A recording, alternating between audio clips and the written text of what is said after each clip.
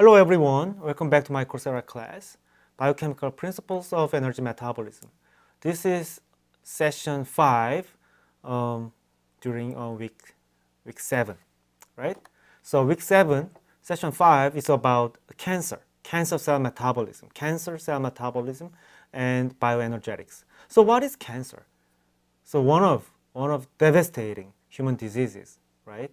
As I know, cancer is the second leading cause of death, right, in human society. And what's the definition of cancer? Why don't we just review about the concept of cancer biology? So it's very simple. Uncontrolled cellular division. Cancer cells, once normal cells being cancerous, and they undergo uncontrolled cellular proliferation and division. And further, they can infiltrate into neighboring tissues and destroy normal body function. So there they can be metastatic, right? They can migrate from the original site of tumor formation into a distant area of human body. Okay.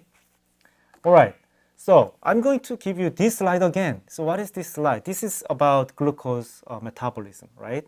Glycolysis, 6-carbon glucose split into C3 compound like pyruvate, right? And pyruvate, right?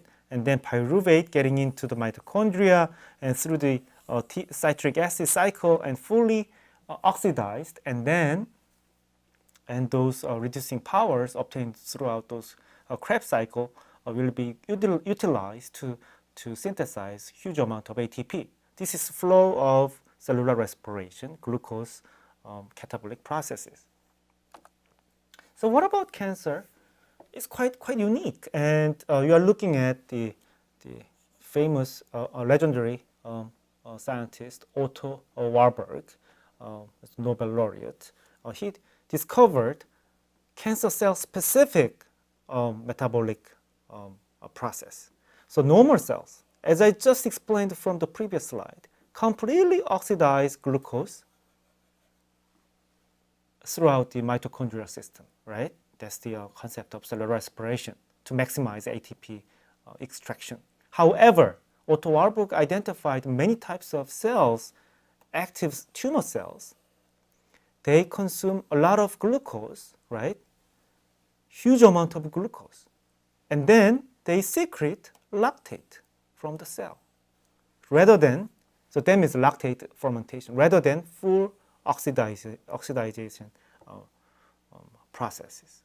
This is a very unique feature of cancer cell metabolism, and this phenomenon is called Warburg effect, named after the Otto Warburg, who discovered this cancer cell specific tumor metabolism.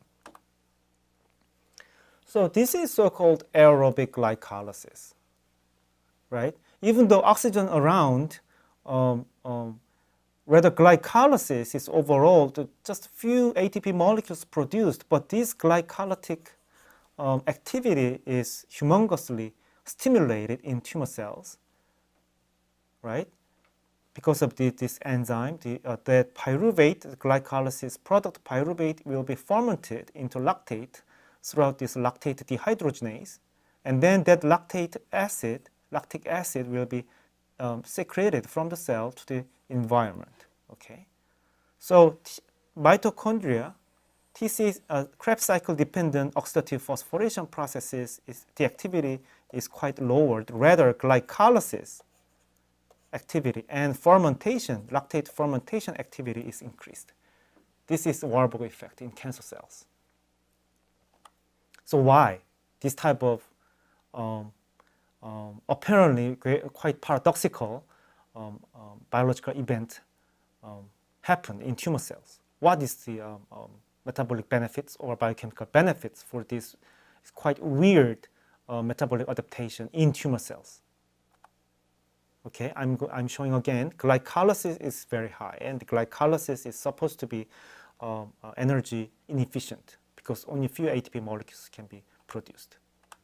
So again, this question is kind of a big question. It's $1 million question. So many oncologists and scientists trying to identify and trying to establish the exact reasons why tumor cells favor glycolysis, the Warburg effect. So I summarized 4 major possible answers based on the current understandings. So tumor cells, when they rapidly accumulate and proliferate, the oxygen supply will be quite fluctuated. So they want to have stable bioenergetic processes, and they're more relying on glycolysis energetically.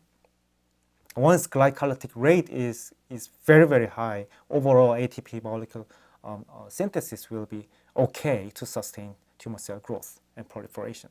And secondly, tumors can metabolize glucose through the glycolysis and the other pathway, simple pathway, pentose phosphate pathway.